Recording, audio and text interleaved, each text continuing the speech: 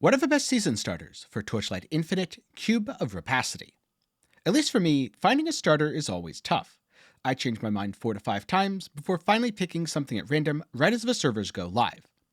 Today, I'm going to be talking about 3 builds that are hopefully going to make the decision a little bit easier for you than it is for me, as all of these are great options for your Torchlight Infinite Cube of Rapacity season journey. They're fast, strong, well-rounded, not too gear-reliant, and hopefully appeal to a wide variety of players and playstyles. However, you might also want to consider other builds, so at the end, I'm going to include a few general tips and tricks for what to look for in a season starter. Some general criteria that I used to put this list together include both free and paid hero traits, the ability to function without multiple T1 mods or precious legendary items, and a build that has the goal of completing the campaign, progressing through Time Mark 6, and defeating the Traveler so you can farm Time Mark 7. But that said, many of these builds go well beyond Time Mark 7. So without further ado, let's get into it. But before we do, a very quick warning, there's still a lot of information that's unknown about the Cube of Rapacity season, season-specific mechanic, and much more. The base concepts all work, but you might need to change things here and there. So first up, Commander Moto Charge Calling. This was easily the best starter in Black Sail. And now, he's even better. Say goodbye to your spider tanks, and hello to Summon Grim Phantom. We're going full auto Moto. Now, the gameplay that you see is from when I was using spider tanks or machine guards back in Season 2, but now, you'll only do that until you unlock the new Grim Phantom minion. The quality of life they offer is simply too good to pass up. Instead of having to summon your minions, then wait for them to explode, Summon Grim Phantom triggers automatically, meaning all you need to worry about is walking, using defensive skills, and hopefully staying alive or maybe even picking up loot. Not only does this make it really easy to progress, but it means the build is even more phone-friendly than before. So this is my #1 recommendation for mobile users. With that said, Self-Destruct Protocol is one of the most confusing mechanics in Torchlight Infinite, second only to Reaping. So let's try to clear up a few things first. When a minion initiates Self-Destruct Protocol, they charge at an enemy executing a melee area attack. Therefore, regardless of whether you're using the melee-tagged Summon Machine Guards, range-tagged Summon Spider Tank, or spell-tagged Summon Grim Phantom, you're going to want to select supports focused around melee damage. Because Summon Grim Phantom resummons automatically, you don't need to hit any buttons, but you will likely still want to run multiple copies of a skill to maximize your damage. Summon Grim Phantom looks to deal lightning damage with a skill very similar to Path of Exile's Divine Ire, which really opens up your support options in the late game. If you played Charge Calling previously, not that much has changed either in the gameplay or the gearing. But the Divinity Slate offers access to a lot of new talents. Now, Charge Calling is very heavily focused in the God of Machines trees, where all the minion nodes reside, which I guess kind of makes sense for a minion-focused character. There isn't very much you'll need to pick up by going cross-tree. That said, you can still double up by picking the most impactful nodes like Minion Skill Level, Minion Double Damage, and Minion Base Damage. Maybe even specializing a little bit in the new Command mechanic. If you want to know more about Moto Charge Calling, then my season starter from last league still applies, or you can read all about it on the Charge Calling Season Starter Guide available at Maxwell GG, which will soon be updated for the Cube of Rapacity season, and of course, Grim Phantoms. There's a good chance this is going to be my own starter, so be sure to get subscribed and leave a like while you're down there. Next up, a fan favorite. I believe Erika is still one of the most popular characters behind Whirlwind Rahan. And the Erika Dex Stacker that I played last season, using Berserking Blade and Thunder Slash, didn't get any nerfs, at least as far as I can tell from reading the patch notes. Plus, deck stacking should be incredibly easy to gear, even with the new crafting system. Therefore, if you like going fast and hitting the entire screen, or if you've ever fantasized about being a cat girl, this is the season starter for you.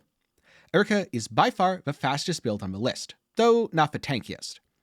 Luckily, Berserking Blade is more ranged than melee, so it's pretty easy to stay out of range of enemies while AoEing them down without issue. Erika's own mechanics involve a hit-and-run playstyle, which synergizes very well. You're not really meant to be standing still and face tanking because you gain damage for moving and lose that damage over time, requiring you to move again, refreshing the bonus. For more about that, do check out my previous video where I get into all the details of Erika's mechanics. That said, if you're feeling experimental, the brand new Thunder Spike skill could be an excellent starter on Erika. Or maybe Ghostblade Einherjar. But because both of these builds could be a little bit more gear-reliant and are a bit more experimental, I only suggest doing them if you have a backup plan and you're very comfortable in your ability to adapt on the fly. Now, the original Dex Stacker Erika relied on a lot of crafted rares. How do the crafting changes affect your gearing? Look for T1 lightning damage per dexterity on your weapons, then craft on whatever other mods you happen to hit. For the rest of the gear, look for things like T1 erosion res, T1 dex, craft on, and finish it with an enchantment. In other words, because there aren't very many specific rules required by these builds, it's incredibly easy to craft even with the changes to crafting. There are also a lot of changes to the talent tree, which you can read about in the patch notes, but the Divinity Slate system is a major buff to Erika. In the past, she wanted to be in 4 different trees: Goddess of Hunting, Blade Runner, Ronin, and Brave, but you could only pick 3 out of the 4. Now, you can pick 3 and grab key talent nodes from the 4th via your Divinity Slates. If you want to know more, then do be sure to check out my video on deck stacking Erika, or read the guide over at Maxroll that will be updated for Season 3. And if you're curious about the Divinity Slate system, get subscribed, as I'll be talking about it in the near future. Last but not least, Gemma. Alright, so I guess that's a hero trait and not a build. But this is why Gemma is such a strong recommendation, because there's truly a wide variety of builds that you can play on her. When I leveled her Ice-Fire fusion trait last season, I was surprised at how easy it was with both Icy Ring or Split Fireball. And both of these mechanics are probably going to get even better, and largely benefit from the Spellburst mechanic, which should be pretty accessible in the caster areas. Because this is a totally new archetype, you're going to have to do a little bit of legwork, but Maxroll's Gemma leveling guide is a good place to start and will definitely get you through the campaign without issue. Once you get to endgame, there's plenty of options.